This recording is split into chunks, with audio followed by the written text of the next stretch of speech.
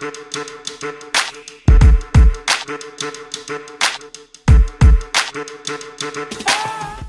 am joined tonight, as I generally am, with two good friends and also teammates in our business. First, we have former NBA great, the man who played center for the World Championship LA Lakers, along with a young Kobe Bryant. Some say he taught Kobe Bryant the game. No, nobody says that. Just you. You're the only person that's ever Some said of the that. people I know say that, but it's great to have you, Seth. Good evening. What's up, Richard? Thanks. And we also have another legend. He is a rapper extraordinaire, and also a prominent entrepreneur. And his name, of course, is the fabulous Divine. D, how are you tonight, Thanks for sir? having me, brothers. Great to be here again, Rich. What up, Seth? What up? What up? Adrian in the background. Yeah, that was my next intro. We also, of course, have the incredible Adrian Hatter, who sort of runs things behind the scenes and is arguably the brains of the organization. So that's who we are. Before we get started, there are a couple of items that I would like to share with you. Tonight, we had scheduled a great guest, hip hop royalty, Freddie Gibbs. Freddie Gibbs is one of the hottest rappers in the business right now. But he had a conflict that arose, and we believe he'll be joining us next week. He's working on an album, and as you can imagine, his schedule is kind of erratic, but he You promises didn't make the rec us. move. Yeah, but he will be You don't make with the rec us. move. You left behind. Okay, Seth, thank you. Uh, I wanted to take a minute and share with everybody. We have so much that's going on at Commissary Club and 70 Million Jobs. And insofar as lots of people are here who care about the space we're in, reentry and criminal justice and, general, I just wanted to share with you the employment business, which was how we started. We were doing incredibly well. I mean, over the course of a couple of years, we were successful in helping thousands of people get jobs, arguably far more than anybody has ever come close to over that period of time. But when the coronavirus hit, of course, all bets were off, and companies laid off wholesale our people. They were working at a variety of different types of jobs, but warehouses and manufacturing and restaurant chains and food processing, construction and manufacturing, these were the first jobs to go, and our people were terminated first, and companies stopped hiring. So we were effectively put out of business had we not chosen to get involved with the other item on our population's wish list. When we first started out, we wanted to make sure that we could bring value to this population of folks with records. And rather than assume we knew the answers, we polled hundreds of people and did all kinds of A/B testing on Facebook to determine where pain points might exist and where we could provide some value. And almost across the board, the responses we got were, A, we need help with employment. Well, that we knew. And B, we need help with community. And that was sort of surprising to us. For those of you who are not, familiar, getting a job when you get out of jail or prison obviously is important. You need money to buy food and pay the rent. But there is a direct correlation between unemployment and recidivism. And if someone doesn't get a job, there almost certainly will be reelected and returned to jail or prison. And they don't just do it once or twice, by the way. On average, it's 4 or 5 times. Contrary-wise, however, if someone does get a job, they almost never, ever get in trouble again. And they live happily ever after. So employment really is the silver bullet. And it's what we have focused on when we first began. But when the coronavirus hit, it had other plans for us, as I mentioned. And we felt like now is the time for us to tackle community. You know, people come out of jail or prison, they need to belong to something. They need a support system. They need, you know, a safety net, people looking after them. And there's precious little of that around. So we began building out what we called Commissary Club. Commissary Club, initially we launched it in beta as a desktop version, and the response was really incredibly gratifying. People were so happy to see this, and we knew that we had to continue that work. 63% of our people don't have access to desktop computers or laptops, so we built out a mobile-only version, and it's now available for iOS as well as Android. Android's just over the last couple of days. So I urge you, depending on what kind of phone you have, to go and check it out and download it and tell us what you think. We will be iterating on it dramatically over the next several weeks and adding all kinds of features, but you'll get the sense of what it is. So we've got that going on. We're launching this, and we're launching it officially in a partnership with Meek Mill and his record label Dream Chasers. Meek Mill, again, is another incredibly popular hip hop star who also happens to be very involved in the criminal justice system. He's had, unfortunately, his own personal experience with the system that has inspired him to be very involved. And what we are doing with him is we will be launching a contest whereby our users will be able to submit lyrics of their own for consideration to be included in a Meek Mill song to appear on an upcoming album. And his record label, Dream Chasers, is also looking to sign artists. Now, another development in our business that we just announced, we will be very shortly on, our platforms will be on several 100,000 tablets in jails and prisons, which is something that we're very, very excited about. You know, talk about the ultimate captive market. People in prison are desperate for content and for things to do, you know, productively with their time.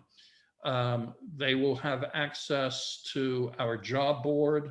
They'll have access to information about getting a job, creating a resume.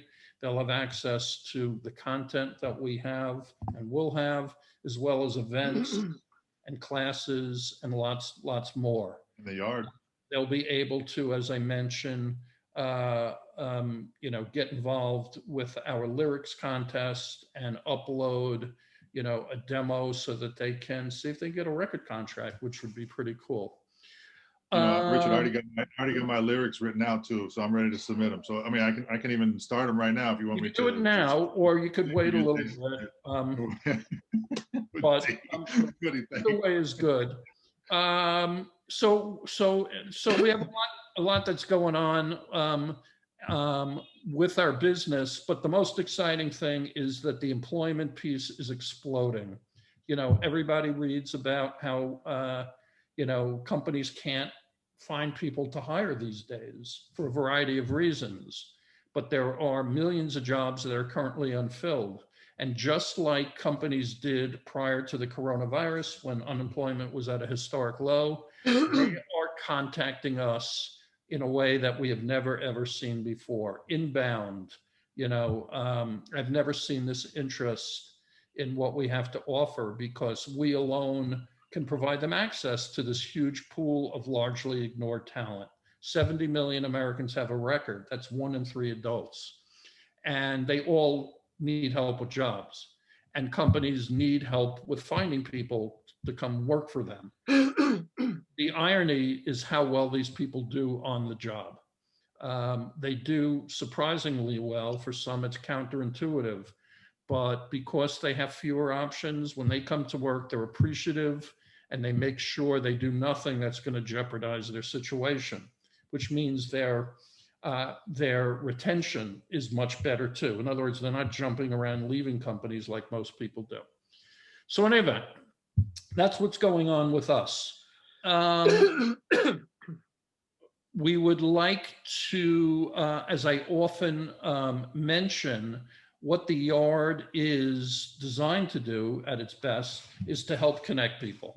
Lots of people who have been in prison understand this already, but for those who haven't, we want to humanize, the people who go to prison. They're not monsters. They're just human beings who made some mistakes, often when they were young, and are not much different than you and I are.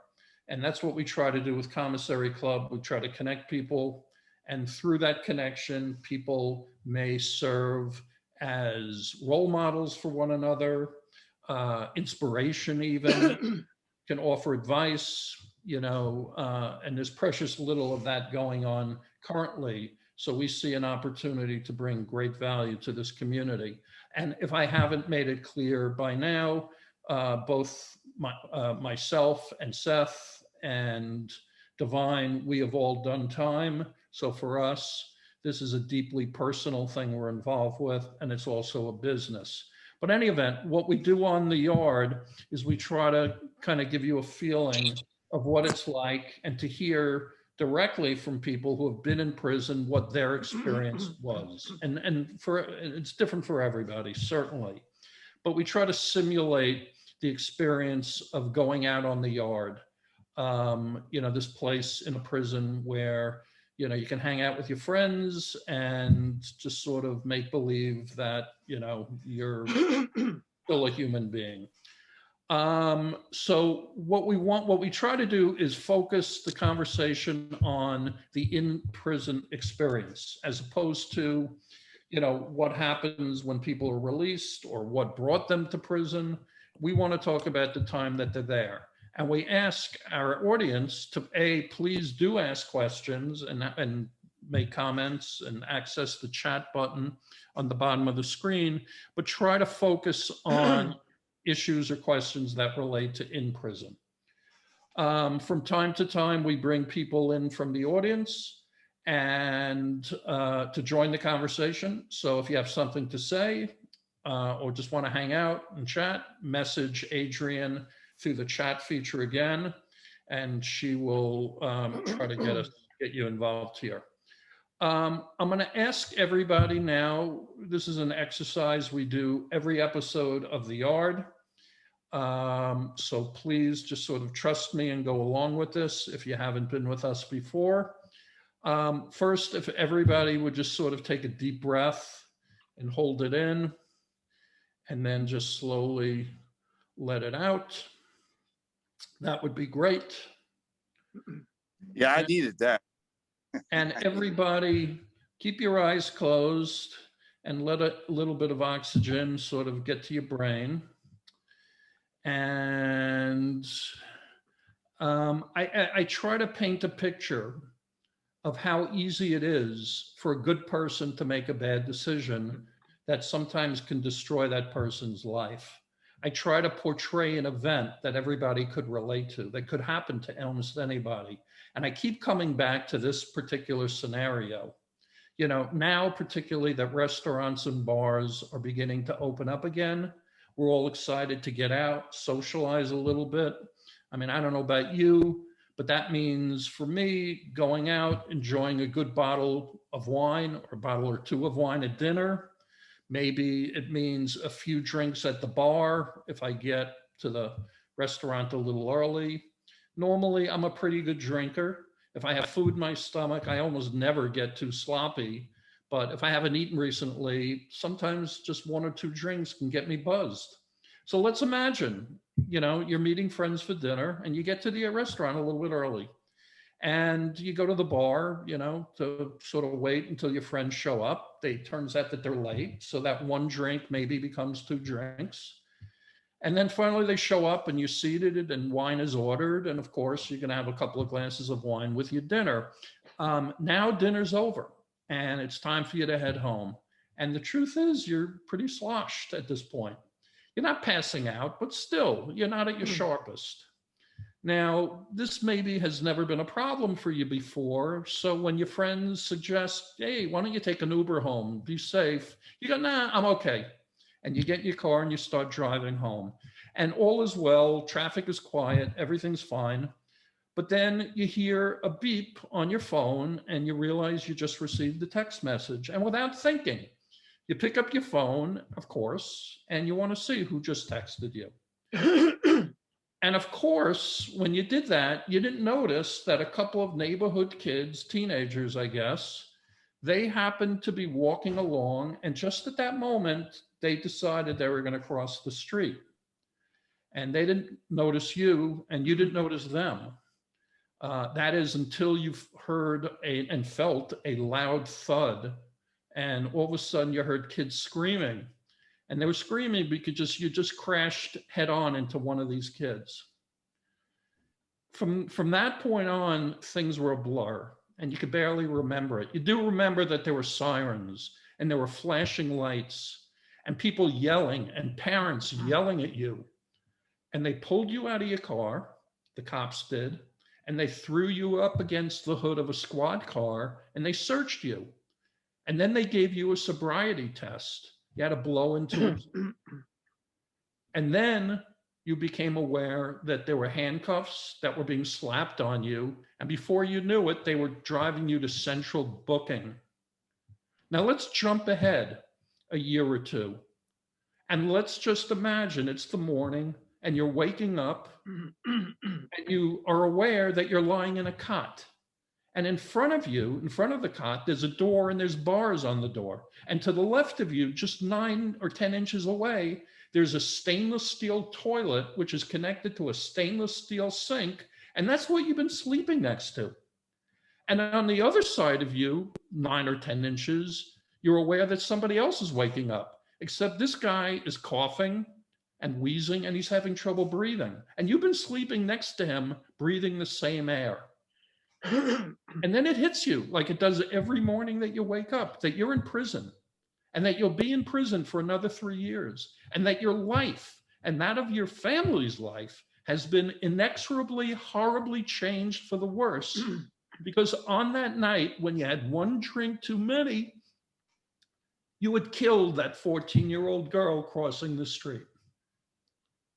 And now you're in prison. And prison is horrible, and it's unsafe, and it's violent, and the food is terrible, and the medical care is even worse. And the guards treat you like an animal. And at times, it's hard not to feel that, in fact, you are an animal.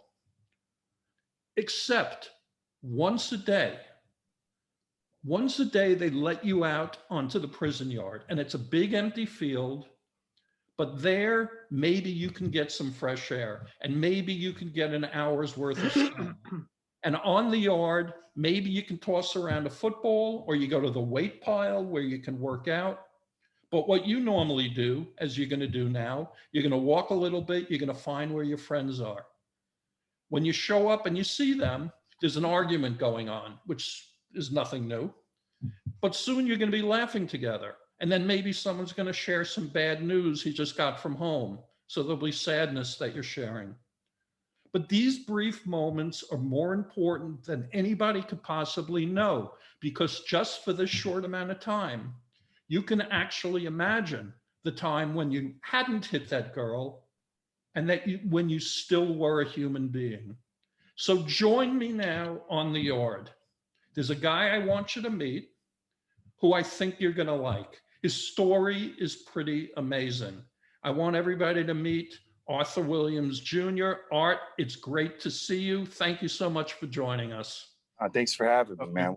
Wait, was that yours? Sorry? Was that your story that you just told? No, Oh, it wow. was not. Oh, shit, man. You had me like out right now. I'm like, damn.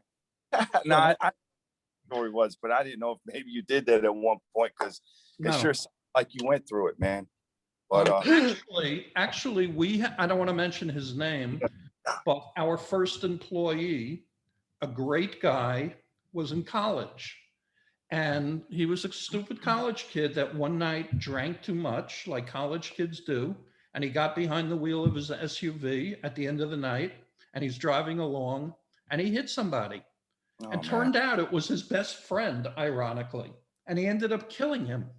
Oh gosh. And he How- went away to prison for a good long time, but it didn't end when he got out of prison. When he got out and when he was working for us, this was a man, a good man, a nice guy, a moral guy who was so broken and so, caught up in the guilt that he felt that Yeah. he knew he would never leave. Wow. And, you go to prison, it's not so clear who the good guys and the bad guys are, Oh, yeah. 'cause Sure. we've all made Yeah. mistakes. So Arthur has an amazing story, and I just got to take a minute talking about you if you don't mind. Yeah, go ahead. Many of our guests have gone to prison for drug-related offenses. That's a popular one. Yeah. Arthur was found guilty of actually a fairly rare crime, as crimes are committed, and his was the crime of counterfeiting. Arthur, you see, was a true artist when it came to counterfeiting. When the U.S. Treasury introduced a brand new $100 bill in 1996, they were much ballyhooed, and they claimed that these bills were so high tech, so carefully made, that they could not be reproduced or counterfeited. That's what they said. And I would imagine for most people that was true, except not for the man that has been nicknamed Artorias. Artorias, yeah. Arthur, Yeah. and we have to talk about this, Arthur was able to counterfeit those bills, lots of them. I read somewhere around $10 million worth of these bills. Yeah. Unfortunately, Arthur was caught and convicted and spent nearly 7 years in prison for that. According to his own story, when he got out, it was difficult for him to figure out what to do with himself. I could relate to that. I had the same problem. But Arthur was always a stone artist, and it just was waiting to come out, and indeed it did.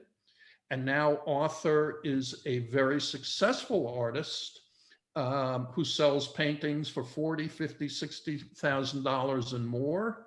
And Arthur has his own fancy gallery here in Los Angeles. Yeah, I do. His story has been told on TV and magazines, and soon in a major motion picture. It's all pretty cool. I mentioned before we want to focus on your in-prison experience, Yeah. but we don't get a chance to talk to too many counterfeiters. So, Yeah. so I mean, I'm intrigued by it. I know Seth and Divine are too. Why do you think people are interested in counterfeiting as a crime? Not you, but the public. Well, it's so funny because my wife mentioned it this morning to me because she was talking to some of her friends about me. And everybody, she says, baby, she goes, every time I mention that you're a counterfeiter, everyone's eyes light up like, Well, former counterfeiter. printing money, right? So, I think it's just the fascination that, I was able to print something that someone values so much, like the whole world moves off the dollar, right? And for me, it was just paper.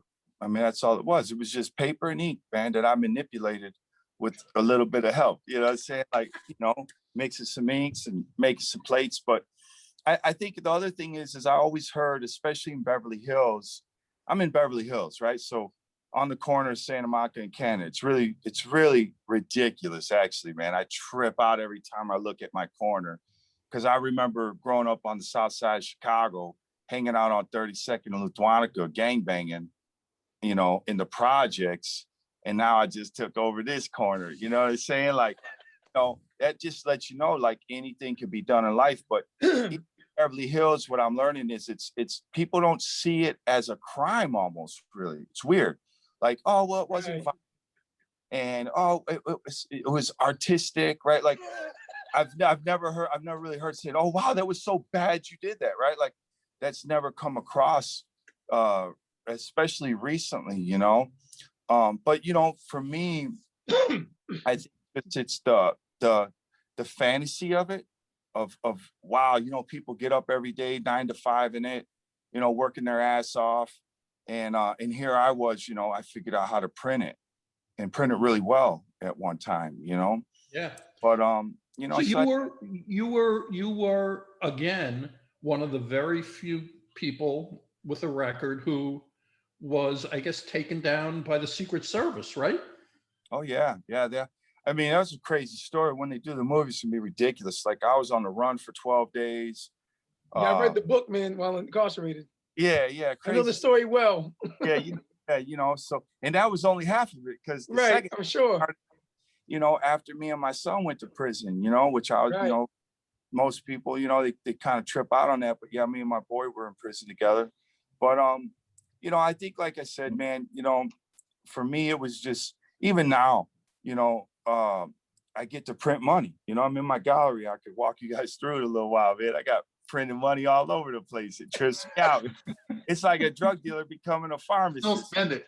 And like, that's what it's kind of like, you know. Yeah. But what's interesting, about 3 years, I had a show at Arnold Schwarzenegger's house, and I actually met the Treasurer of the United States, man. Like literally, she was the coolest. And what she said to me that night really put everything in perspective because, you know, I've been out of prison almost 7.5 years now. And even though I've reached like unbelievable accolades as an artist, I still don't feel like I'm there yet, you know? I still don't feel like I've reached that moment of what a success, right? But one thing I can say, that moment with her made me feel as if I made that turn, right? And what she said to me, and this was like 3 years ago, she said, you know, I knew you were going to be here. And so I came out to see you. So here's the Treasurer of the United States coming out to see me. And she said, when I seen your art and I seen what you did with the money, and then I knew what you did with your life, because before I went to Arnold's, they had to send my file to DC, which was crazy. What is tell everybody what Arnold's is. Arnold Schwarzenegger, he has a charity event once a year called the After School All Stars that I got involved in, and amazing program. You know, they do program kids after school, and just, you know, I fell in love with the program because I used to always think like, man, we growing up in the projects, we didn't have any programs, you know. I mean, we were out on the corner, we were at the broken down basketball rim shooting hoops, you know. There was nothing for us after school. And so when I found out what he was doing, and Arnold Schwarzenegger was like serious about it, like he really took an interest in this thing. It wasn't like a charity that, you know, you gave money to and then somehow it went to the top execs, you know, like these kids were really getting unbelievable programs. I went down to the schools in Miami. I actually spoke at one of the schools. and it was just like, I knew in the early stages of my art career that, you know, because I get a lot of kids, I get a lot of young people who reach out to me on social media telling me that I inspire them. And I used to always think that was bullshit, right? You know, like, let's be like Mike, you know, I want to be like Mike with the whole, you know, Wheaties commercials and shit. Like I never really looked at people as role models, you know? And so I always had kind of a, you know, somewhat of a negative thinking towards, you know, being able to change people by the way you live. Well, that's changed. I know you can. I know people do pay attention. I see it in my life, you know, now, and now I take it real serious. All right, let's get to that later. Yeah. Let's sort of build up to what you're doing now and what's important to you. Wait, I want to hear that. I want to hear what the Treasury Secretary said. Oh, what she had to say? She just told me, she said, you know, she said, I wanted to come here and I see what you're doing. And it's beautiful what you've done with the money. It's beautiful how you've changed your life. And we just want you to know that we're really proud of you, of how you've turned it around. I mean, that's come from the Treasury of the United States, man. You know, like that was a hell of a It's moment. no better, man. Did she offer you a job and say, hey, you know, you can mint the next one for real, for real? No, but I did ask her to sign a bill for me, so I pulled out a 20 and she signed it, man. It was the coolest moment You should ever. have had $100 bill on you. That's dope. And I did it, dog. I was looking everywhere and I only had a 20. I was like, fuck. I swear. All right. Like, Arnold, can I borrow 100 real quick? Yeah, So yeah, let's talk about you going to prison. yeah. So you got popped. Were you immediately sent off to prison? No. Or were you out for a while or what? Yeah, it was a real strange situation. So when me and my son got into it, I was actually, How old was your son? my son at that time was 15. I had him for 3 years. His mother was a Chicago police officer. Wow. And so I had been down to prison once before for this in the feds, but I only did like 2.5 years. It was a short sentence. It was with my father. So it's kind of weird. The first time I got locked up was when my dad kind of slapped me on my hand. The second time I went down, they hit me in the head a little bit. And then when my son turned 18, unbeknownst to me, he was printing money, but bullshit, right? And they grabbed him and they sent him to me, which I'm thankful they did because me and him became friends. But up until that point when I had him, I was really trying to make it straight the first time. I worked at a boatyard for my uncle for a little while. And it was always the same thing, $12 an hour jobs, $15 an hour jobs, and trying to figure out, okay, do I pay this or that? And just, when you've been a criminal your whole life, I mean, I've been a criminal since I was 12 years old. I broke into meters, man. That was my first crime. So, for me, it was survival. Like, that's how I looked at crime. It wasn't about, wanting a watch or a badass car or nothing. It was just about eating, And so when I had this kid of mine that I'm trying to take care of, this teenager, it got to the point where I just didn't know what to do. And at that time, I was dealing with some Hollywood stuff. They were talking about making a book about me, and Rolling Stone came out. So I had this was before social media. So I was getting a little bit of celebrity. It's like the criminal celebrity going on in Chicago. And, I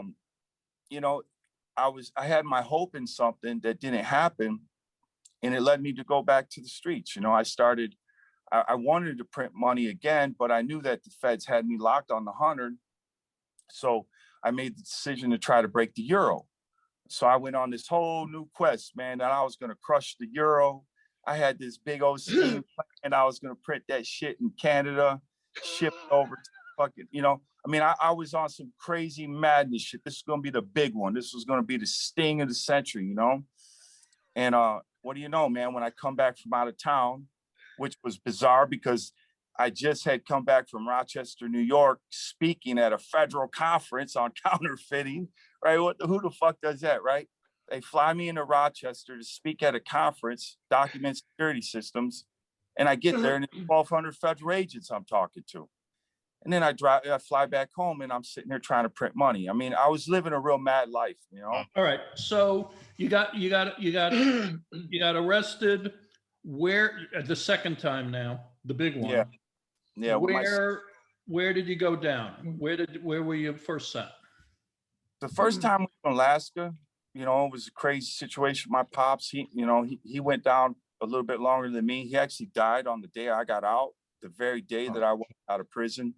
He had a heart attack in Sheridan, Oregon, in the federal prison there. Yeah, I read that, man.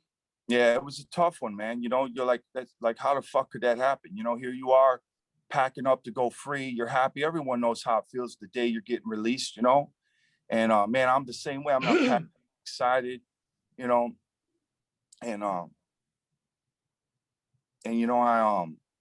my sister was there and she was all happy.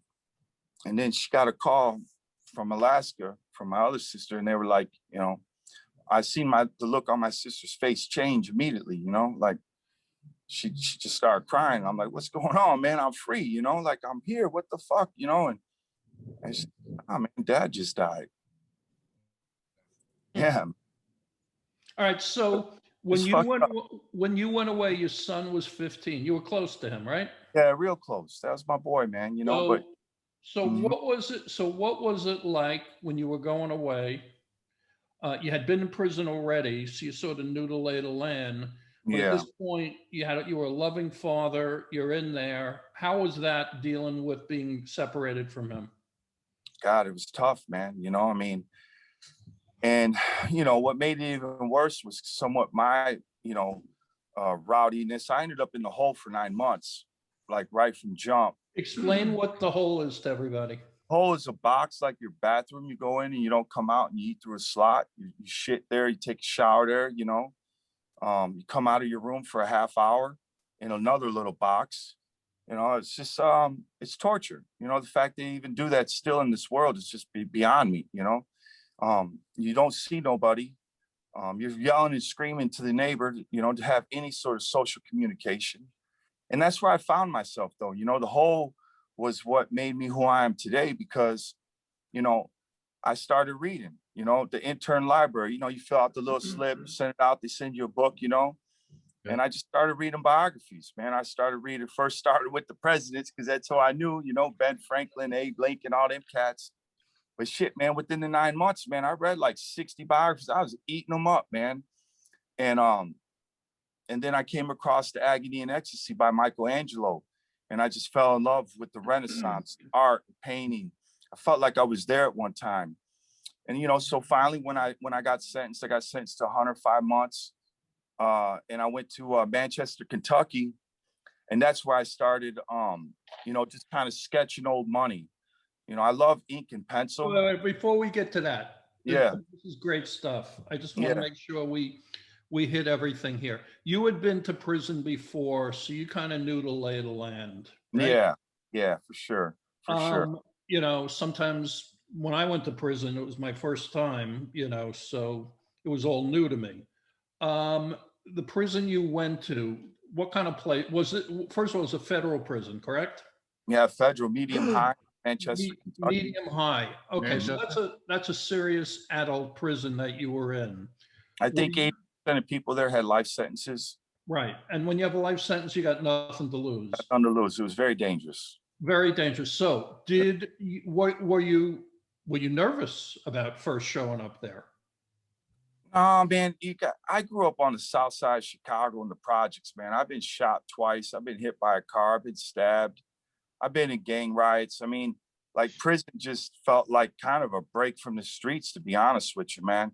I haven't ever really felt too much fear in life, Even now I'm out in LA acting like an animal, you know what I'm saying? Like, I just go, But say this, the medium high was a different place in the sense of the air that you were around. Like, my first time I was at Waseca, Minnesota, which was a low, right? People are going home, coming and going.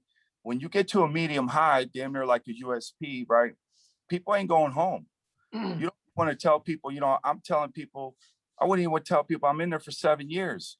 Like, how much time you got? I don't talk about it, because, you're talking to a guy. I walked a track with the dude that had 2 life sentences, and now I'm gonna be going home in like 6 years. Like, that's shit to them, man.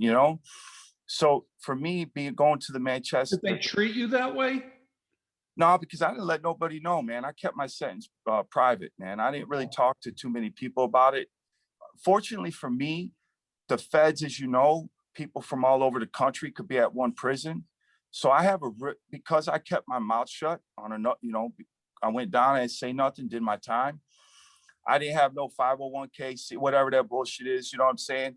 For the benefit of people listening, for lots and lots of people who are arrested have the opportunity to snitch on somebody else. Yeah.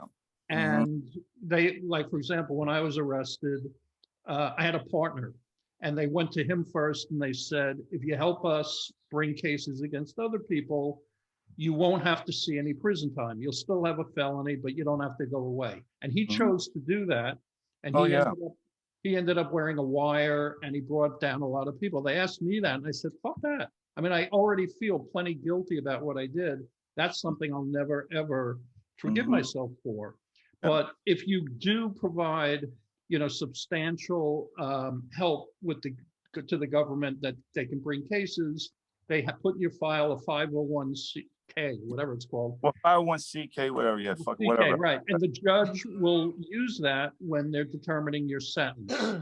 So it's good in that, maybe you're going to get out sooner or have lesser sentence.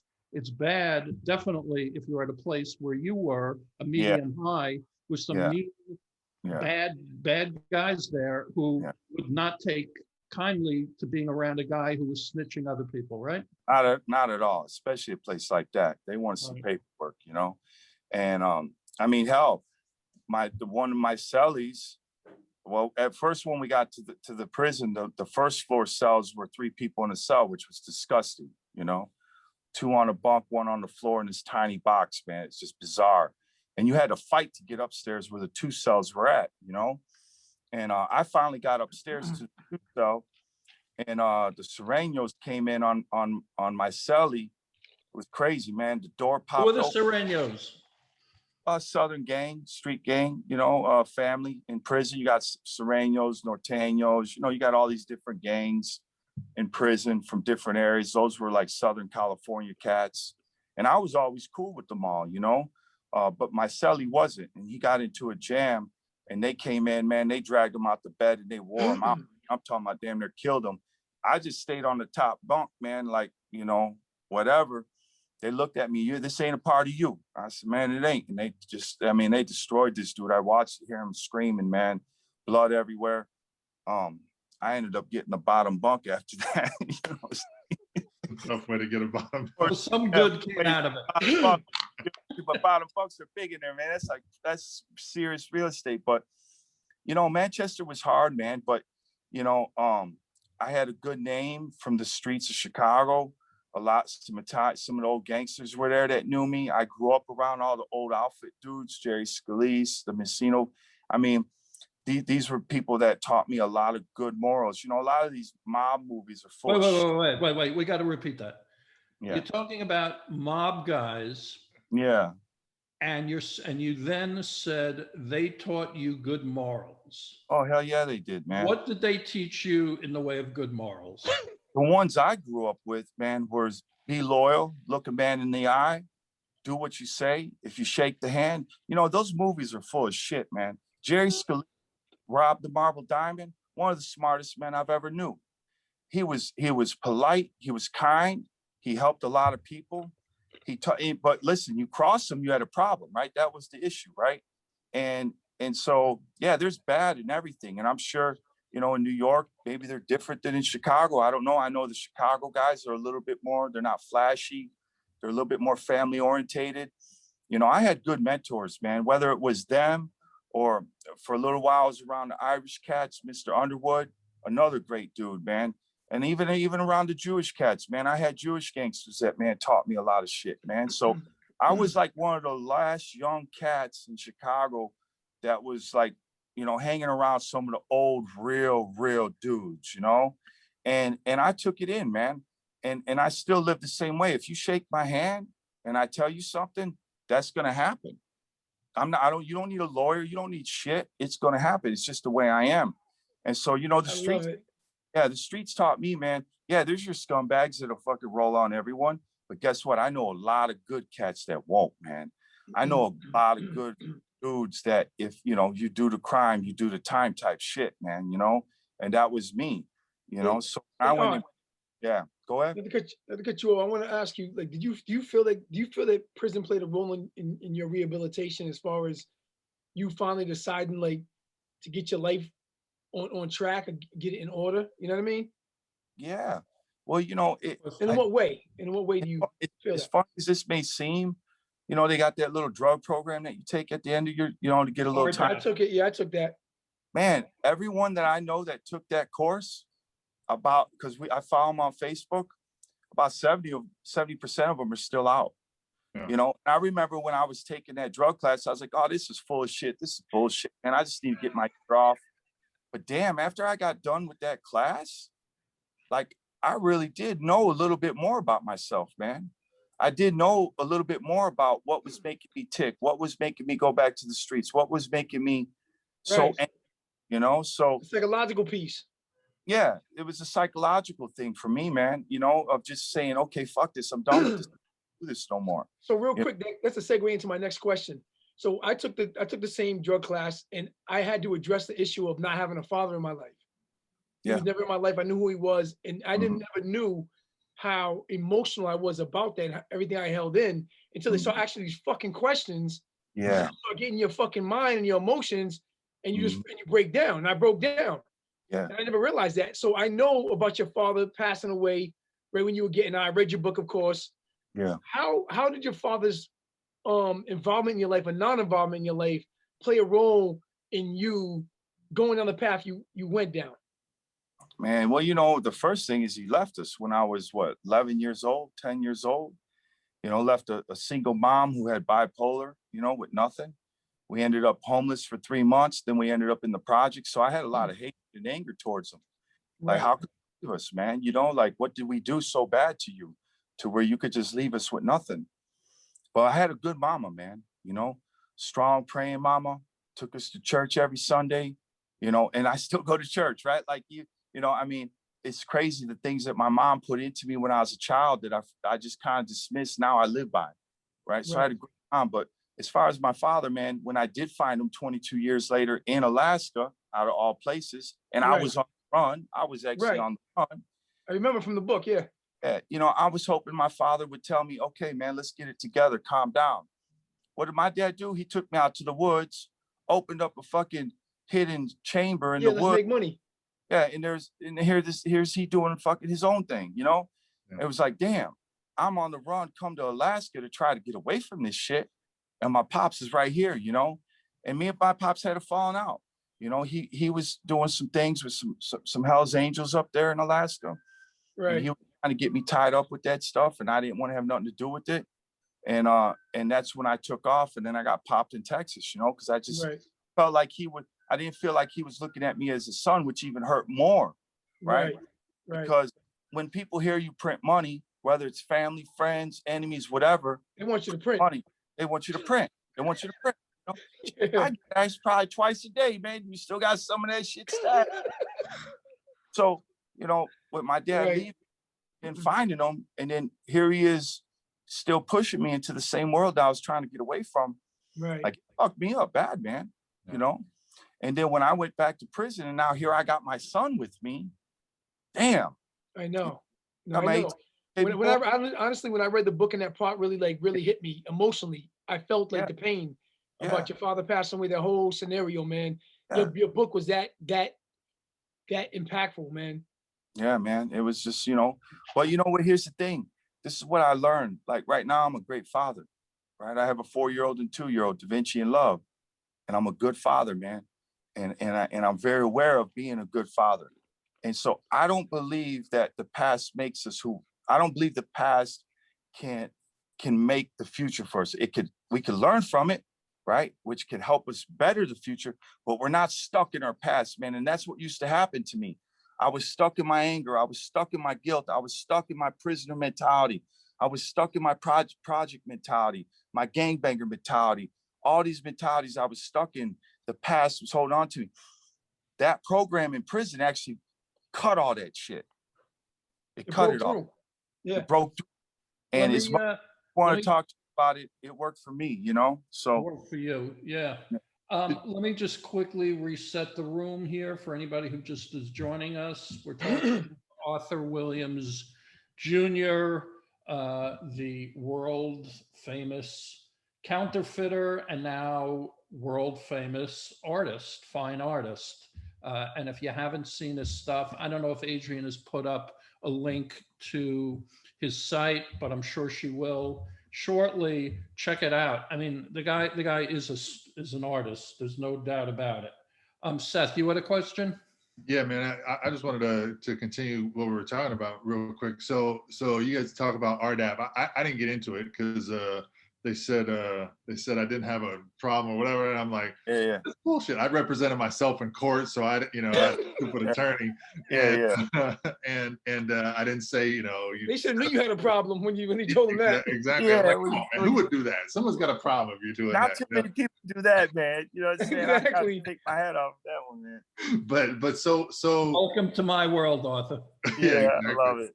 So the RDAP piece, it sounds like we talk a lot on the yard about the spark, right? There's people that, you know, change their lives, doing cool shit like you're doing, you know what I mean? Like, and there was kind of a triggering point, and I heard two of them, and I'm not sure if there's one that you just go, yeah, this was the point that I knew I was going to turn. RDAP, and then reading the biographies when you were down in the shoe, right? What was there something that was just like, boom, I Man. know from this point, like it was. The kicker really was the judge who sentenced me. Was the real first, Really? you know. Yeah. And yeah, man, it was heavy what he told me, you know. It was just a heavy moment, you know. Here I am about to get sentenced. The prosecutors jamming me because I had an open plea. They didn't give me a plea deal. Right, So I right, didn't. right. I just open plea guilty. Fuck it, let it run. You know, I knew what my category was, but man, it was bad, man. You know, I was looking at I think 48 to 56. It was like in the 40, 50, 60 range that I was looking at, Shit. and they were trying to give me 15 years, man. They were trying to hit me with That's years, right? yeah, years. Yeah, they were trying to crack my head off, and Yeah, down and to that man, white you know, meat. yeah, they were really trying to get me. And then my lawyer is sitting there saying, don't say nothing, don't say nothing, don't say nothing. And when the judge said, man, you got something to say, Mr. Williams? I said, oh, hell yeah. He said, well, why don't you step to the middle, man? You know? And I did, man. I let him know, man. Like, I grew up 10 blocks away from this courthouse in the projects with a single mom. I'm not out here hurting people. I Right. regret what I've done, man, but I'm a survivor, Your Honor. I'm not here because I was trying to hurt a person. I'm here because I was just trying to eat, man. And I know that might be hard for everyone in this courtroom to understand, Right. but when you're a little 12-year-old boy breaking into meters so you can take groceries home to your mama, and then that's what your life becomes for the next, I don't know, 20 years. Yeah. I'm sorry, Your Honor. I don't know how to make it, man. I have no one showed me. It's been just me out here like a lone wolf, man, trying to figure it out. Wow. And then the judge hit me with some shit. He said, man, you know, I've been hearing you're the best in the world, that you're the best at this. He said, I've yet to see one of these bills, man. And he said, I would like to see one of the bills. And so the prosecutor went up there, man. They gave Oh, the evidence? Yeah, the evidence, right? So the I'm judge about is to use it to buy around. yeah, All the right, judge, drinks for everybody. How many? yeah, the judge is holding the 100. He's looking at it, and he's like, yeah, you would have fooled me, Mr. Williams. He said, how long is it taking you to get this good? I said, well, man, I'm always getting better at it. I said, but it's been about 15 years now, right? And he said, what do you think you could have done in 15 years, man, if you put that energy to the right thing? Wow. And damn, that shit hit me hard, man. Yeah. You couldn't even think You of know? anything. Yeah. He said, I promise you, Mr. Williams, you could be the best at whatever you put your mind to.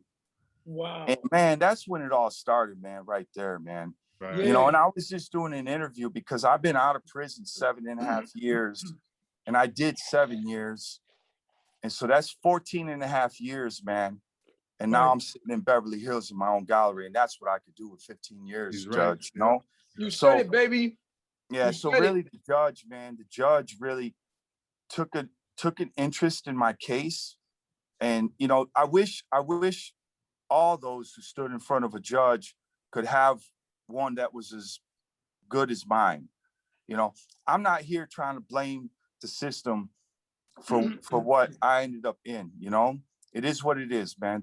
The cards were dealt to me, I played them. But I would like to see more judges like that, right? I would like to see more caring for people, man, you know? Right. Because, you know, and that judge, he cared, man, you know, and he had and the one day I want to go see him, you know, one day I want to go back, man, and I want to give him the book I wrote. You know, I wrote a book in prison, man. I got this gallery, you know. Here, I'll show you. Here it is. I gotta get this thing out. But I wrote this book, man. 700 pages, man. Crazy, Wow. insane, man. I painted, I've invented, I've done all kinds of things. And I want to show that judge, man, that his words can't. Remember, I started this thing. We can inspire people. It's real. We really can Well, inspire. you owe it to him to at least send him a Yeah, that's a letter. good one, man. That's a Thank good. That's him, for that's sure. huh. Let me First ask you a thing. question. This is like really intriguing. to Yeah, me. this is amazing. I mean, you kind of like talk about this quickly, but you talk about your father who was involved with counterfeiting. And you also talk about your son who's also involved. So you talk about like 3 generations here. Yeah. Question to you is all of your involvement in this stuff, was it all, and you know, I'm sure you've given this a lot of thought. And when you're in prison, you have plenty of time to think about this stuff. Yeah. You know, I'm sure you've thought about like, how did it come to be that 3 generations of Williams men ended up taking the path that you did?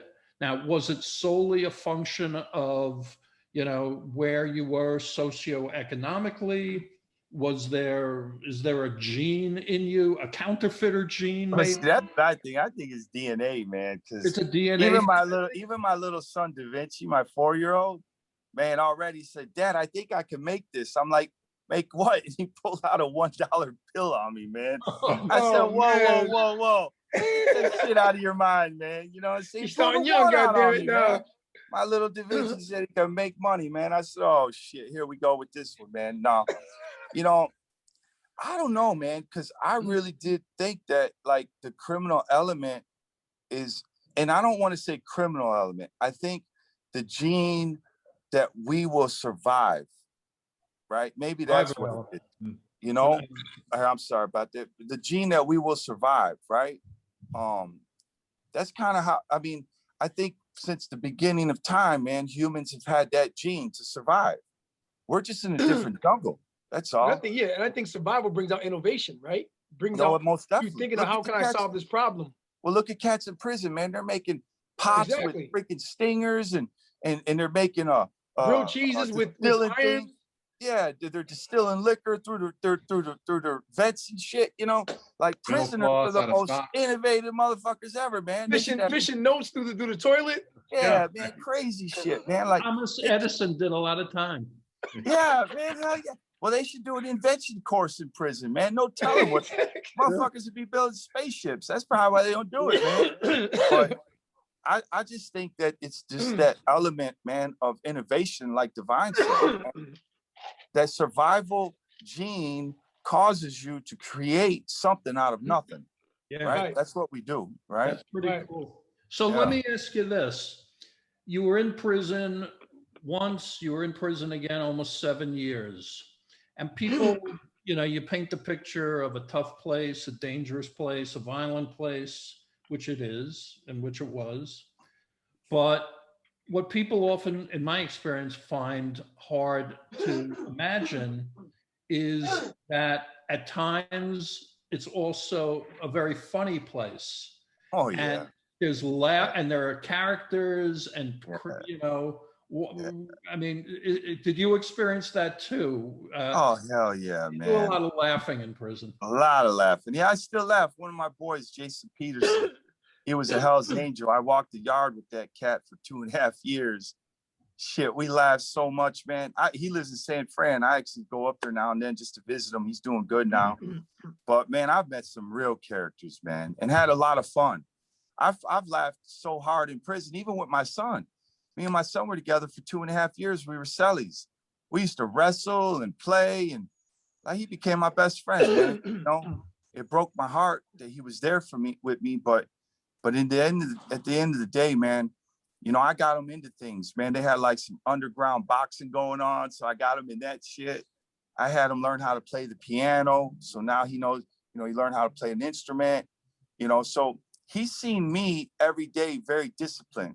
So I'd wake up at 5 in. I'd write on my book for 2 hours, go to breakfast, come back, do my little job, go out, go eat lunch, and go to the yard, work out, and then at night I'd paint. I did this every single day, and my son seen it, and it was a good example to him. And then he started doing it. He started working out. He started going and doing his music. He started finding his thing that kept him out of the TV room, right? Like, my biggest thing with him was like, listen, son, don't waste your time, right? Even though we're in prison, you still have a mind, and you can still think, and you can still grow, but you have to put the work in. And you got a fence around you that's going to allow you to have no distractions. And see, that's why I think, and he listened to me. And that was my success, man, is, you know, out here where it used to take, you know, when I first started painting, man, you know, what takes me, you know, a month here I could do in a week there, right? You know, prison actually allowed me to grow, you know, it allowed me to learn. It with no women, with no drugs, because I wasn't into the prison drug shit, you know. I was very disciplined. And what's so interesting, man, is just recently, I had a situation out here in LA where I was getting ready for an event, I sleep for like 30 hours, and I kind of went into like this real bad place. And when I woke up the next day, I said, you know what? I'm going back to the prison days, man. And guess what happened? Now I'm getting up at 5 in the morning. I'm doing the exact same freaking routine that I did in prison. And guess what? It's working. Works, yeah. Fucking working, man. Yeah. So I think what happens to a lot of guys who get out of jail is they lose their discipline. Get distracted. They get distracted, man. The world's And good if for we that. can find a way, if you guys can find a way to help guys get, that's why I loved when I seen, because I get requests all the time. And when I seen Divine email me and I went and seen what you guys did, man, that shit moved me, man, to immediate say, hey, I'm in, whatever you guys need of me. And that's I'm what here. Commissary Club's all about. Yeah, man, I really dig what you cats are doing, man. And I'm gonna start blasting your stuff every Thursday for you. And I want people to know that are getting out of prison that there's people who care for you, man. Yeah. And there's people who, yeah, go ahead. You're 100%. Thank you for saying all this. I'm sort of embarrassed whenever I hear something nice about us. Well, you're doing a good thing, bro. And I appreciate that. Man. So are you. So are you. As an example, and all the other stuff you do. I want everybody to know we are just starting on a project with Author. We are going to be creating NFTs. And for those of you out there who are familiar with what an NFT is, it's essentially a digital collectible, you know, frequently a piece of art.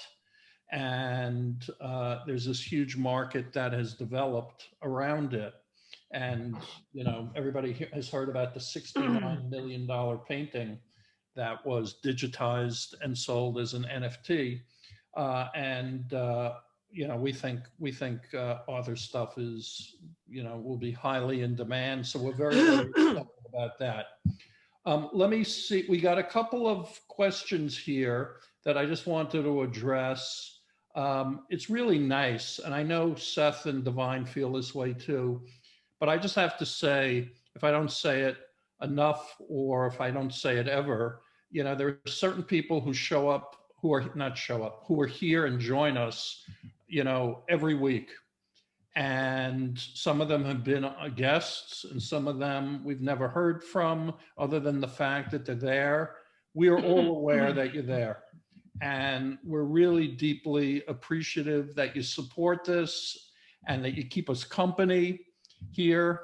And you know what we're doing has grown dramatically. 11 million people in our community right now. Wow, that's awesome, man. Yeah, you know, internationally, I mean nationally, and now we're in Canada, and we're coming out with a Spanish version. And we got all this stuff that's going on. You know, They're gonna translate your English into Spanish. Is that what they're gonna do? Hola. I do that on my TV. Muy bien. Hey, I changed it to I'm Chinese. translating it. I'm the one Hey, translating. It's gonna Oh, be you great. don't want translating it, really? They got these smart TVs, man. You can put it on Chinese, English, Yeah. Arabic. I do it just to mess around sometimes, just to hear the shit, Learn a you know? new language right Yeah, there. my son be like, Dad, why are we listening to this? I'm like, just listen, man. You know? all right, so I love among it. our guests who I've been, you know, raving about, there's someone called Pied Piper. Pied Piper. Now, I'm operating on the assumption that that's not a real name, although if it is, my God, my heart goes out to you that you've had that for your whole life. But nonetheless, Pied Piper mentions, and I quote, Author is the man. Met him in Chicago about a year ago. In the past year, he's really changed the game. Best of luck to him. Man, thank you much. Thank Pied you much. Piper sends great regards to you. From Jane Jones, who is one of our frequent visitors. It's great to hear authors say such wonderful and true things about, oh, you, meaning me, Divine and Seth. Well, it's true about me. I'm not so sure about Divine and Seth, but it's definitely true about me. Thank you, Jane. You know, we've been very, very lucky because we all feel honored, frankly, to have the opportunity to work with the community that we do. We meet so many men and women, you know, that have just gone, their whole life has been hell, and yet they still have in their heart a belief in, you know, I don't know if it's God or their fellow human being or America or whatever it is, but that just keeps them coming back. And it's inspirational to us. And I'm humbled personally. You know, some of these people are heroic. So I feel lucky. Some of our best fans, if you want to name folks. Adrian is suggesting, yeah, I mean, you know, we start with our buddy Craig, who was a guest, I guess, last week. Craig, author for pot, and he wasn't even dealing pot. He was just sort of mixed up in something. He got a life sentence for that, behind that shit, and he got pardoned by Trump. And certainly the only good thing that Trump has ever done. But I'm glad that he did that. Yeah. And, you know, Pinky is here all the time, and Tim, and I'm going to leave out people, and that will make me a bad guy. But, and then we have loads of people. Who? I just said shout out to the whole commissary fam for sure. Yeah. You guys have been great. So what would you tell, you know, there are amazing artists in prison and jails, and some of them are doing tattoos, some of them are doing graffiti art, and some of them are doing fine art, and some, you know, there's all kinds of stuff that they're doing, all different media and vast talent that's in there. You're now on the outside. What should they be thinking? What should they be doing now while they have the time? Is there anything they can do that would be productive? Oh, there's a lot they could do, you know, even artists that are out, you know, I talk to all the time about, because people are always asking me. I've only been a professional artist for 4 years. I've been out of prison for 7.5. There's artists who've went to school and publishers, galleries for 30 years who haven't had the success I've had. And a lot of it, I think, has to do with they put it in other people's hands. What I've learned in my journey is I build my gallery on my own. I've managed myself. I don't have an art publisher. I've learned how to sell my art. But the guy who's in prison, what should he be or she be doing? Well, I mean, the first thing is to hone in on their craft, right? What are they good at? What is their passion? Whether they're drawing horses or flowers, or become the best at it. Like really learn it, study it. Just don't draw it and think that it's good. I mean, go look at other artists. I started studying other artists right away to see what they did. Started studying different artists' methods of selling their art. So the first thing I would say is just find the medium that you're really good at, and then get better at it, right? And then as you do that, attach a story to it. All the great artists in the world had an amazing story, right? And you have to know how to tell that story. And the way that I tell that story is through my art.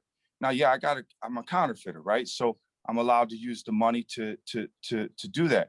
But there might be an artist in prison out with mental illness with his family, and he paints things that kind of represent that. So you have to attach the art to a story. It's essential you do that. If somebody asks why you painted this, you need to have a powerful, impactful reason of why you did it, because then you lure them in. Once you lure them in, then you could open up about yourself a little bit. You know, so there's a science to it, you know, and then, you know, the biggest thing for a guy getting out is you got to keep a job. You know, I worked 4 jobs when I got out. I would work all day long. I delivered liquor, man, from 3 in the morning to like 5 at night. And then I'd go in my basement and I'd paint, right? I did that shit every freaking day for years, man. I never expected it to happen overnight. Matter of fact, A couple times I stopped because I just figured it wasn't going to happen. But then I got back up on that horse, man. And so for a guy getting out of prison, or an artist, whether it's a musician, a painter, whatever, or whatever he wants to do, you know, what kept me free was, first, I kept getting that paycheck every week. As much as I hated my job, as much as I hated getting up, I kept doing it. And I never let go of my dream. I never let go of it. You know, All right, tell no me, matter- tell us about some of the stuff you mentioned Arnold's Kids, right? yeah. That's something that's important to you. You're doing other stuff though now that you're out as well, right? Yeah, I've done some stuff with Common Ground. I'm actually trying to set up a scholarship for a top artist coming out of Common Ground for a year's salary for them. What is Common Ground? It's a Common Ground Foundation. Common, the rapper, he does programs for school kids getting ready to go into college. So I only work with two charities: the After School All Stars and Common Ground Foundation. The After School All Stars, they help kids after school. Common Ground helps kids go into college. So those two things I've attached myself and I'm passionate about. So again, back to the question, the guy in prison, what does he do? Get good at what you do. Attach a story to it. When you get out, don't give up. Keep a job. You got to keep a job, right? So you have to have, you mentioned one of the old gangsters taught me, Art, you have to have staying power for whatever you're doing. Because if you don't have staying power, you'll become panicky and then you'll make the wrong move, right? And so it's the same thing in everything, right? So I worked my ass off for 3 years as I did little shows, as I met people. And then, you know, I think the other thing for an artist is you got to travel, right? I think that's going to be probably the hardest thing for an artist getting out of prison. Was one of mine. Is an artist is just like a musician. You got to go to the shows. You got to go here. I traveled 187,000 miles my first years as a professional artist. I drove all across the country. You know, you got to put it in, man. You know, even though I got the great story and I got badass art and I even look good, you know what I'm saying? Like I got the whole package, baby. I still got to work my ass off, man. Nothing comes for free. And I think a lot of times in prison, you always hear guys talking about the get rich quick scheme. I'm going to be a broker when I get out. I'm going to get into real estate when I get out. You rarely hear guys in prison saying, hey, man, I'm going to be a carpenter when I get out. I'm going to be a plumber when I get out. Or every dude you talk to, man, is either going to be a book writer, a stockbroker, a real estate dude, right? You know, like let's start a little lower, man. Those could be your dreams, but let's start get realistic. Hey, man, I'm just going to get my ass a job. How about that, right? I was cleaning toilets, man, for 9 months. I love that shit. I was the best toilet bowl cleaner on the motherfucking planet, man. You know? And then I kept doing my dream, though. I kept Your art. Huh? That was your art. Yeah, that was my art, cleaning toilet bowl. All right. So quick question. I have two quick questions. And then D and Seth, if you got like part. Yeah, I got a quick question. Yeah. Number one, quick question. Yeah. What would people be surprised about the life of a counterfeiter? Surprised? The loneliness, maybe. Hmm. You're alone a lot, like I am now, you know. I probably 70% of my time alone right now, you know. As a counterfeiter, you become very lonely because you can't tell nobody what you're doing, right? I mean, I had certain people that knew, but shit, man, a lot of motherfuckers had no clue, right? And a lonely world, man. It's, you know, even now as an artist, you know, I have my moments where I miss home. You know, I have moments where I miss my camaraderie with my people in Chicago. I love my city, man, you know, and I'm in an unknown land right now, LA, you know, but I beautiful people out here too, man. I've been really blessed with that. But Yeah, the weather's better. But I think, and even just the fact that everyone thinks, oh, you printed money, man, you must have millions buried. You know, I like that, man. You know, I got a little bit buried still, you know. You're saving the commissary club community. Yeah. I was going to ask you, the other one was being an artist, what would surprise people, but I think you answered that. It's the same thing. It's the loneliness, huh? Loneliness, man. And you have to, that's why Van Gogh cut his ear off, that son bitch. You know, he probably just couldn't take the lonely. A lot of artists go crazy. And shit, I just for the first time experienced it last week. I went through some really tough shit in this past 2 weeks, man. And I'm getting through it though, right? I'm overcoming it. Even today was kind of a heavy day for me, you know, but you know, I just keep getting up and moving. And it's Yeah, I always read your post, man. I read your post. I like Yeah. how you bounce back. Yeah, you got to, man, you know, and you got to reflect, you got to adjust. What's your And choice? yeah, it's a choice, you know, so, you know. Seth, you got anything Yeah, closing? man, thoughts? I'm fascinated by the family dynamic that you know is involved in all this, man. And you know, I have a 14-year-old daughter, right? And I'd love to spend, you know, all the time in the world with, you know, just her and I, and you know, getting to you know, impart wisdom into her and Yeah. all these things, right? And did you do your whole bid at Manchester, or did you bounce around? How much time did you actually get to spend with your son and while you're done? So it was interesting. So, because I had, you know, 105, I did like 2.5 at Manchester. Then there was a on in Big Springs and they needed white people. So they snatched me and sent me down to Texas. And that was a hellhole. Yeah. And I got really sick there. It was in 09 when that SARS shit was hitting. Remember Yeah. SARS? No one really Yeah, talked about it. that was crazy. Yeah, well, it hit our prison, man. They locked it down. You can even look it up, man. They termed it chlamydic pneumonia, man. People were just falling everywhere, man. And I'm watching guys throwing up blood and shit. You know, I didn't get sick till like the very end of it, man. I was snorting mouthwash. You know what I'm saying? I still do sometimes, actually, you know. But no, I'm a wild man, dude. You know, people be coughing, I'd be in the bathroom snorting mouthwash to disinfect my nose, man. I was far out, dog. Even when this pandemic started, man, my wife hide the mouthwash. Honey, hide the mouthwash. But then I stayed there for 2 years, and it was so weird because right at the end of it, and I was in bad shape. I could barely walk. They had gave me three CAT scans. I was having real bad migraines that I couldn't see, and I thought I was gonna die. You know, I mean, I remember sitting in the chapel. I used to go to the Rastafarians. So I'd go to my John, one love. one. So I'd go to my Shabbat on Friday, and then I'd bounce over into Rastafarians right afterwards. You know, that was my Shabbat and then the Rastafari. yeah, man. It was. I'd have my little yarmulke on, and then I'd go over to the Rastafarians. But I remember one evening, man, I could barely breathe. I wasn't able to walk real well. My head felt like it was going to blow up. The federal health system was shit. That's why I trip out on people that they trusted now. You know, prison's the micro, the macro. Whatever they do in the feds, they're going to do to the society. Like to take. That's what they do, man. There is no giving back with them. And the healthcare was the fucking worst, man. I almost died. Man, you telling? Yeah. And I went through it hardcore though, man. Like I had to beg, plead, and they had a book wrote about me. I had the publishing company reach out to the prison, like all kinds of shit, man. And finally, when it was so weird timing, right? When my son got sentenced, they sent him to Forest City, Arkansas. And literally like 3 days later, they called me and said, "You're on the bus going there." Wow. And they transferred me to my boy.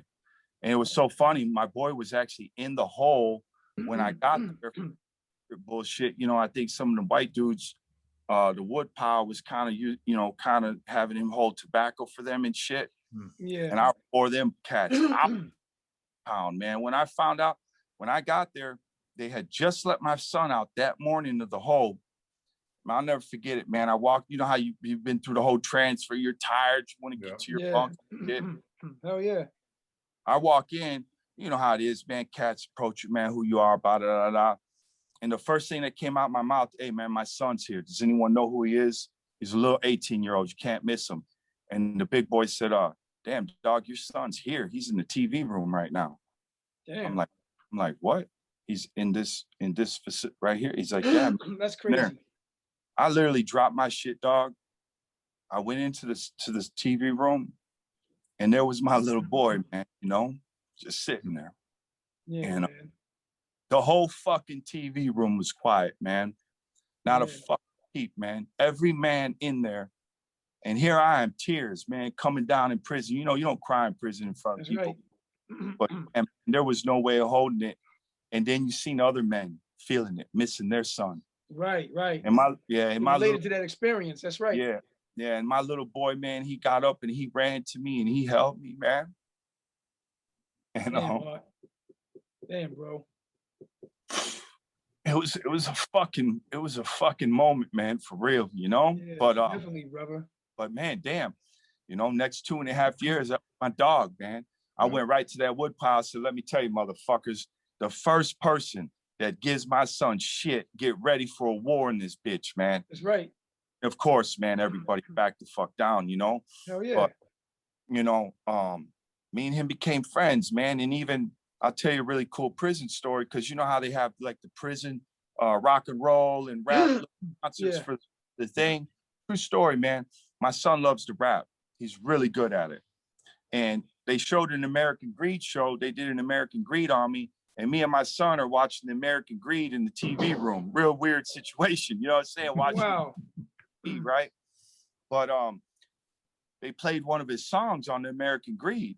And so like all the brothers started coming to him, the young brothers, man, were like, hey man, you rap, why don't you rap with us at the concert? You know how it's real racially segregated in prison, Exactly. man. You know? He came to me, he started going down there to the music room. He started like, you know, jamming with them. And he said some of the cats, some of the white dudes were kind of giving funny looks, you know, like, you know what they do, man. You know what they do. You know, I know what it is. you know. So right away, he comes back to the cell one day all upset, man. He's like, Dad, I don't want to, man, I don't want to do this. I'm like, why, man? He said, man, these cats were like talking crazy to me. And I said, who were they? He said, man, I don't want you to get jammed up. I said, man, don't worry about me. Who the fuck were they? I said, let me, son, you do what you need to do, man. And if you want to get up there and rock that motherfucking mic, then you get up. That's right. Rock that motherfucking mic, man. I said, rock it. And let me tell you something, I got pictures, man. My boy got up there, the whole fucking farm, everyone, white, Mexican, black, wanted to come out and see that little white dude get up there and rock it. And let me tell you those bars, man, for real. Let me tell you something, Is bro. your son still down or is he out? Nah, he's been out 7 years, man. He got out 3 months after me. You know, he was in the drug program. It's kind of fucked up. And I understand why they did it, but me and him went in together. We literally, our release date was like 3 days apart, right? Did he go in for counterfeiting as well, Art? Yeah, $20 bills, his little ass. Wow. Yeah. He was I think young. that was in the book.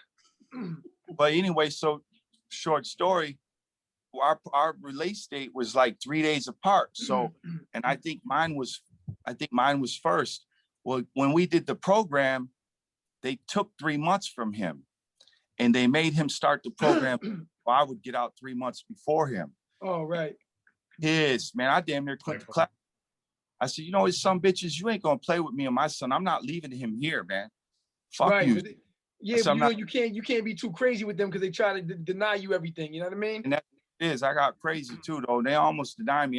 My son was actually the one who calmed me down. He was like, go home, I'm all right, man. I'm established. Everybody knows I'm, and he had grown. He had been boxing, he had been working out. He bulked up. Yeah, he bulked up. Yeah, no doubt. Was no little boy no more. He's like, Dad, I'm cool, man. You can go. And I'll never forget it, man. That day that I was released, man. He got up with me. We went to one of the back rooms, man. And I'm like, man, I'm going home, man. He said, I know, and I'm happy for you, Pops. Just get ready, you know. I'm gonna be there soon, man. You know, I'm gonna be tearjerker stories, Art, man. It was fucked up, dude, you know. But he's doing good now, man. He's been out 7 years. He's just about to buy him a house. He drives still in Chicago, down in LA with you. Tell him to put some lyrics down. We'll get him in this we'll get him connected. Sure. Oh yeah, no, I make songs with him. Me and him, and I'll go into No, trust me. No, we don't want you, though. I'm putting some lyrics in too. We want your son. Yeah, I'm crazy as hell. I get in there with them, man. We'll be smoking. I get on that mic and talk. So before we close out, I have one last question. Yeah. To add on. So first thing I want to do is a plug of Art's book. If you haven't read it, The Art of Making Money, please read this book. Who's the author, D? The author is Art and Jason Kirsten. Jason Kirsten, yeah. Yeah, this is The Art of Making Money. It's about his story, very detailed. very intriguing and compelling. I recommend it. I read about 11 years ago in the Feds myself. Gotta bring that Um, book.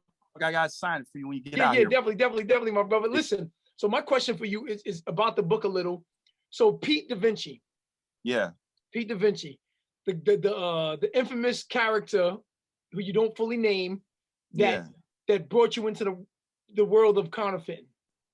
Um, you have an amazing relationship with him, obviously, because you named your gallery Da Vinci Gallery, and your son's named Da Vinci.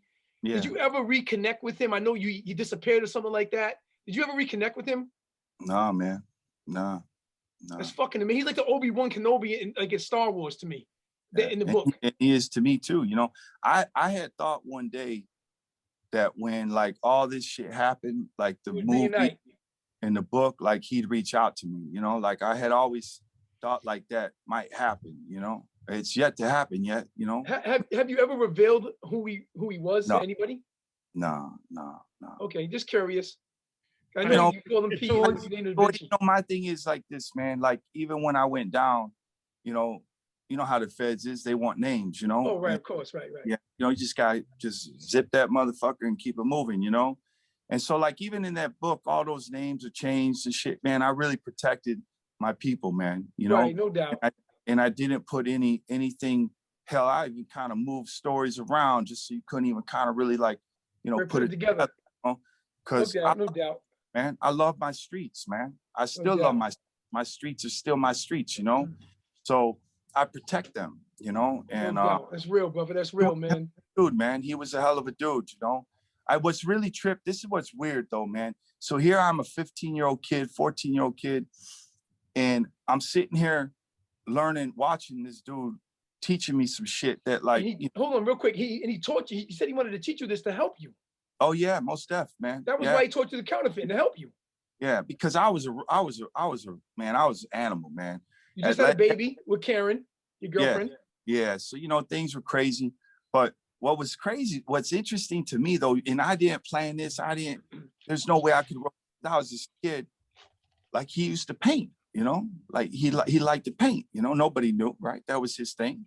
Right. And I to myself like, damn, how would he have known, man, 20 years later, 25 years later, that I would start painting?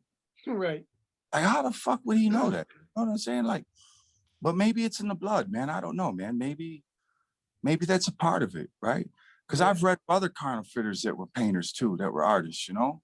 Right. So I don't know, man, but I remember some really good things that he taught me, man, you know? And like I said, the old gangsters, man, they really had a lot of knowledge, man. You know, that's the problem with these today, man. They ain't getting nothing passed down to them. You know, they all the heads, you know. So Arthur, I don't want to interrupt you, but you sort of had the perfect closing line. You said, you know, it's all for you, it's all about art. it's And all you know, when it was counterfeiting, it was art, and certainly now it's art. And there's an artfulness to your life and an elegance to your life. Artorias. And a lot of people who left comments talked about, you know, how much they admired how you sort of turned around the past and made it into, you know, something special. So, you know, you have all of our respect. We got to wrap it up. Another great episode on the yard. If nothing else, people who go to prison make fucking great podcast guests. That's okay. If nothing else. Nothing else. Once again, Divine brought out the book, But the Art of Making Money, The Story of a Master Counterfeiter by Jason Kirsten. You can get it on Amazon or anywhere else. And it's a great read. And if you're in LA, definitely come by and check out Arthur's gallery. It's double cool. Next week, we're pretty sure that we're going to have another great guest, Freddie Gibbs, as I mentioned, who's one of the hottest hip hop stars in the business right now. And that's something you're not going to want to miss. If you or someone you know think you'd be or that person would be a great guest on the yard, we'd love to know about it. Please contact Adrian at commissary.club. That's her email address. The only qualification is that you or the person you're suggesting has actually done time.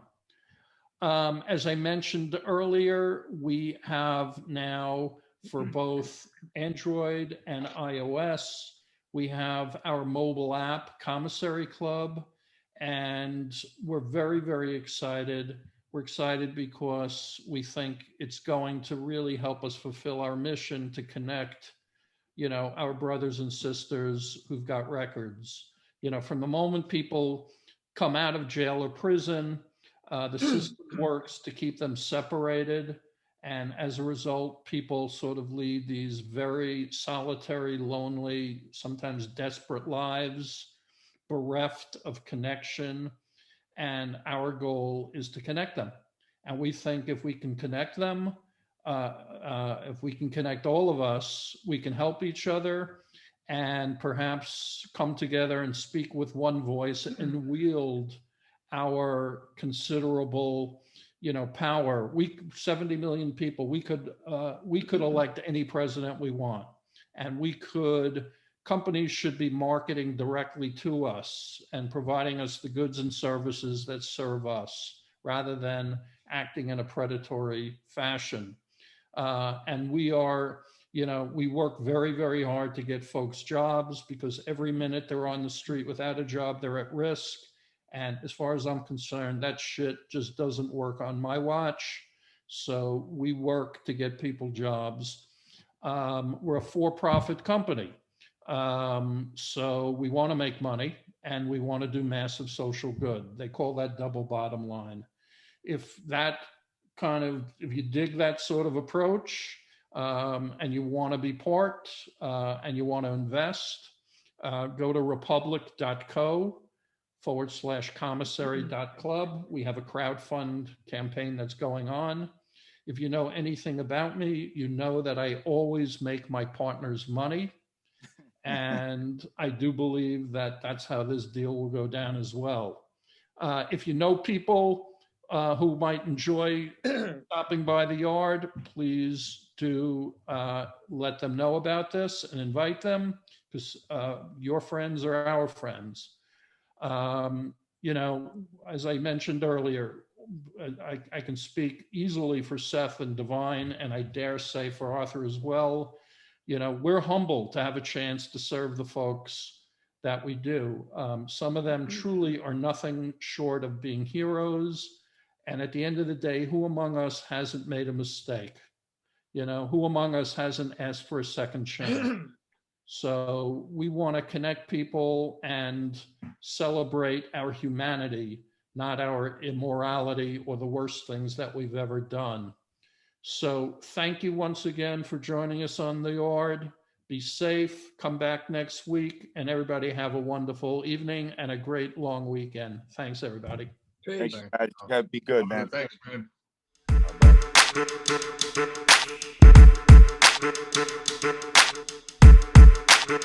Bye-bye.